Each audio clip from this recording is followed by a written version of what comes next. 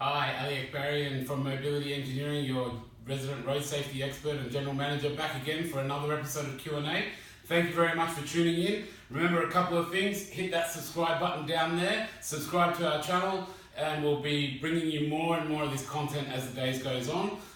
Any questions you got? Number two, any questions you got? Fire away. Please bring in all the questions you've got. Anything you think is complicated, anything like that, please fire away. We'll find the answer for you and we'll get it through to you. If we don't know the answer, we'll figure it out. If we do, we'll bring it out for you. So here's a question that we just came in today, hot off the press, and we knew the answer, so I thought, why not come down and do a video straight away? So this one comes from Tracey today, and Tracey's written, "Hi Ali, I'm wondering if you would provide me with some advice around some removable seats, such as the one provided in the above attachments." So I've got some photos I'm going to show you. Is an engineering certificate required for the removal of all the first row behind the driver? And the vehicle is a Toyota Estima, which is also a Tarago, or it's basically like a people mover, van type people mover. So, thank you very much, first of all, Tracey, for your question. We really appreciate your questions and your support. Tracey's the supporter of our organisation. We deal with her a fair bit. So thanks, Tracey. Love your questions and love the feedback. So I'll just quickly see if I can show you what we're talking about. So the vehicle is like a van type vehicle, a people mover, van type vehicle. You've seen many of them. There's 3 rows of seats. So the first row is the driver and passenger. Then the second row is typically either a 2 or a 3-seater. And in this case, it's 2 single-seaters, and I'll show you the photo in a minute. And then the third row is just your 3 seats up the back.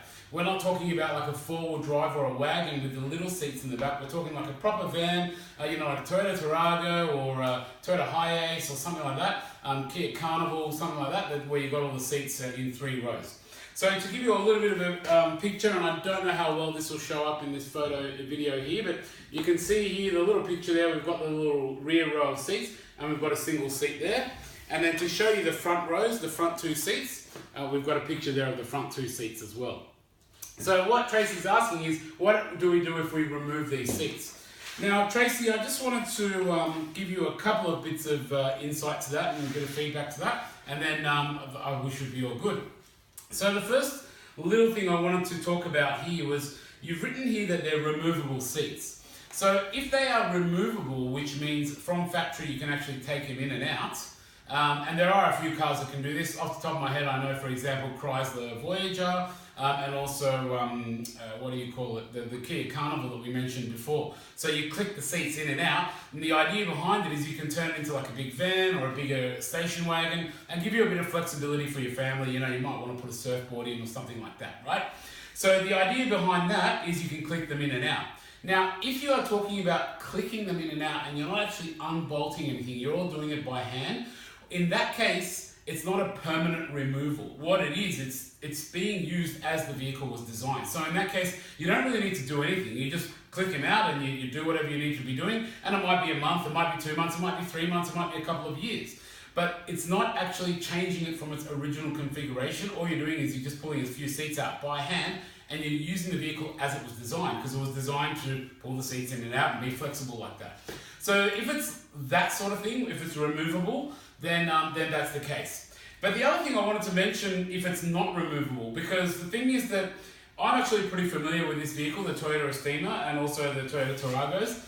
And in my experience, the seats are actually not removable. They turn and they move up and down, but I don't think you can click them out by hand as easy as as the Kias that I was talking about. Look, I could be wrong. It could be because the Toyota Estimas are something that come out of Japan as a second-hand import, so it could be a special feature in Japan which is not available in Australia and something I haven't heard of before, so it's quite possible. But make sure if it is removable, it's removable by hand and not by bolts. And by tools. Because if it's removed by tools, then it's something slightly different.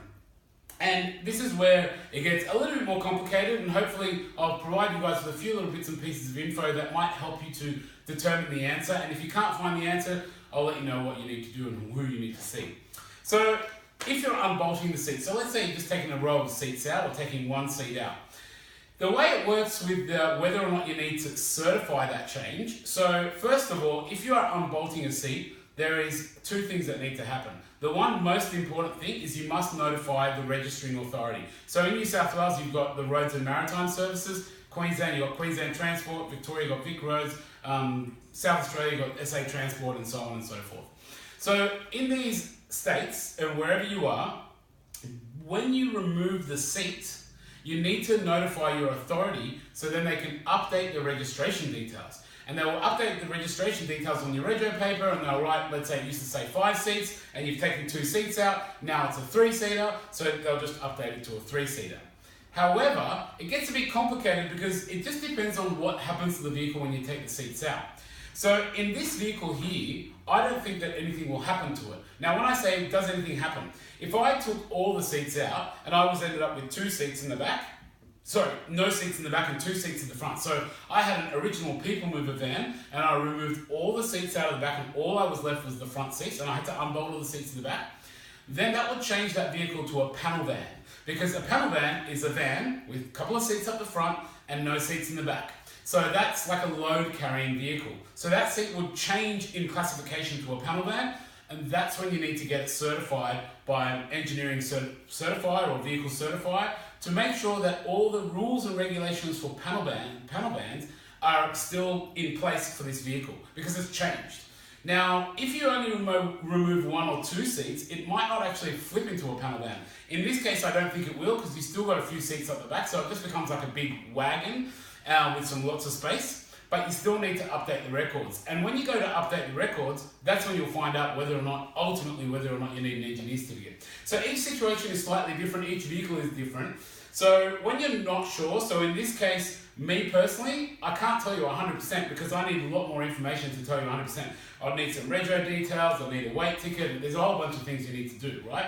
Which it's not really my job or not really appropriate for me to come and figure this out right at this point in time.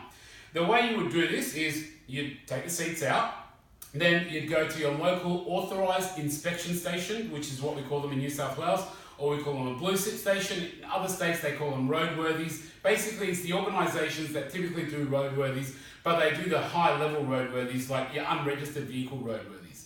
So they also adjust records. So again, I'm talking from my experience in New South Wales, and it's roughly around about the same kind of process, but it might be a bit different. So check with your local state authority or registering authority what's the process. But typically speaking, there is somebody in between you and the government that you need to speak to that will update your records and update your registration. And that person will also inform you if you need an engineer certificate. So if I went to a blue sit station, the guy will enter my details, enter it as a new 5-seater, and I've taken a couple of seats out, so enter it now as whatever the new seating capacity is.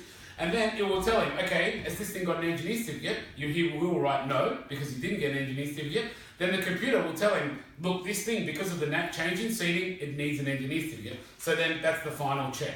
In this case, I don't think it needs an engineer certificate because you're not changing classification. It's still a passenger vehicle. All you're doing is taking 2 seats out. So you just basically need to notify the RMS, update the records, remove 2 seats, away you go, then you're legal. However, if the RMS at that point in time, you do get told, hey, actually this changes classification and you do need to get an engineer, well, that's basically when you would know, finally and foremost, whether it needs engineering. So hopefully that helps. I know it wasn't a complete answer, but the idea behind this video was to give you a bit of the background into the understanding of how this all works, and hopefully it can help you identify and determine the actual correct answer. So yeah, thank you very much for listening to another episode of our Q&A. Once again, don't forget to subscribe, hit that little subscribe button down the bottom there. We're regularly getting updates, so the subscription will give you notifications that we've got an update, new question. And on that note, we love answering those questions. Any questions you've got, please fire them through email, Facebook, whatever it is. Fire through the question and we'll get onto it and we'll answer it straight away. Thanks very much. Welcome and great for listening.